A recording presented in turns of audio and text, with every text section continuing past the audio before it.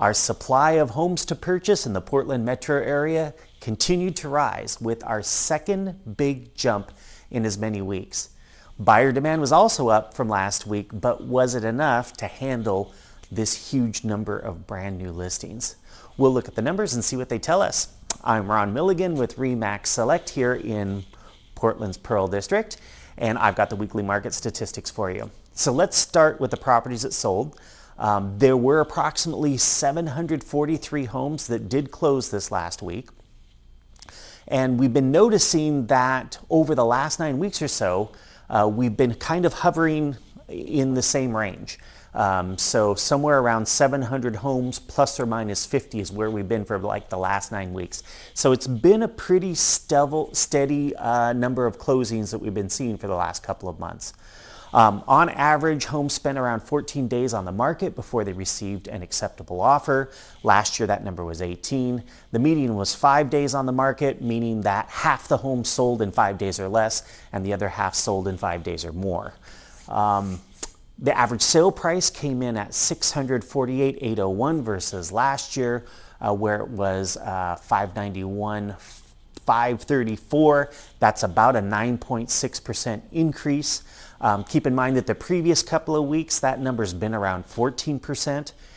So we're down a little bit versus where we were a couple of weeks ago.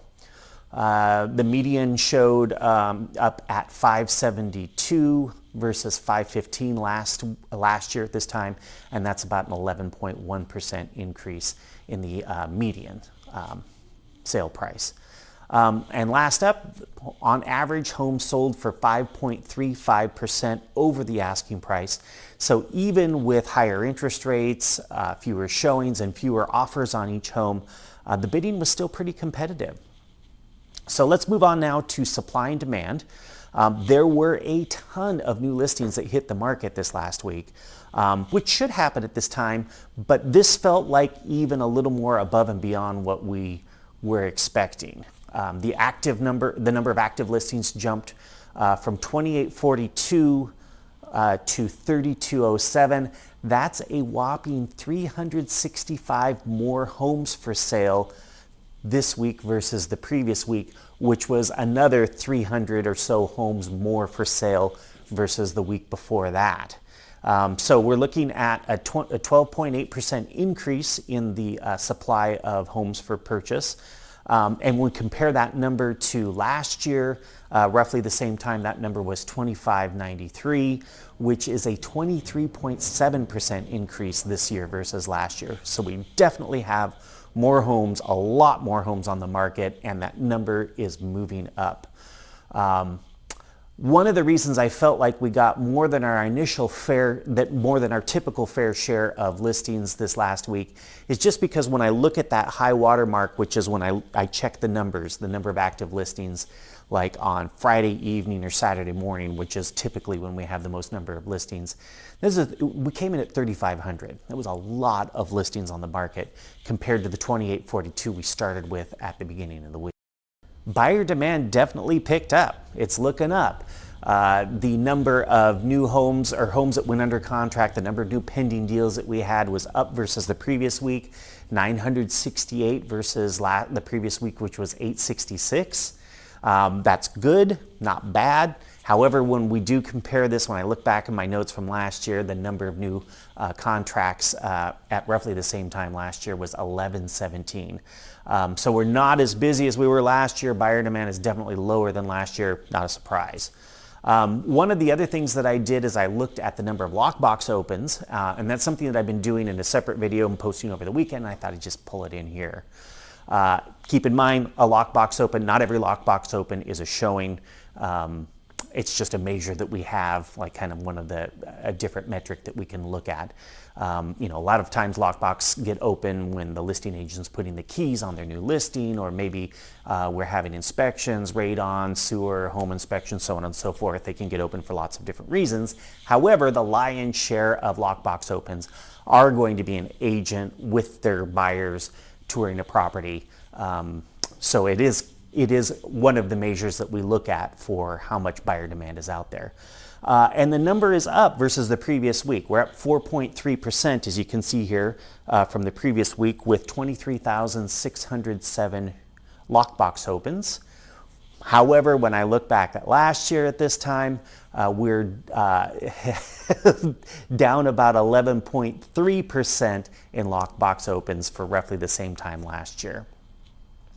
One of the things that I've also been starting to monitor are price reductions from week to week, but I only have 2 numbers so far, so not a lot of context. I can say that this last week we had 524 price reductions. The previous week was only 353. So it looks like price reductions, we're starting to see more and more of those as homes obviously sit longer on the market. The last thing I wanted to mention, though, is that rates seem to have stabilized a bit. You know, for a while there, they were increasing at breakneck speed, and it seemed like every time we turned around, it was, you know, another 10 basis points higher. Over the last week plus, we've actually been seeing interest rates recede a bit. So one of the metrics that I watch was showing that interest rates right now are 20 basis points lower than they were a week ago.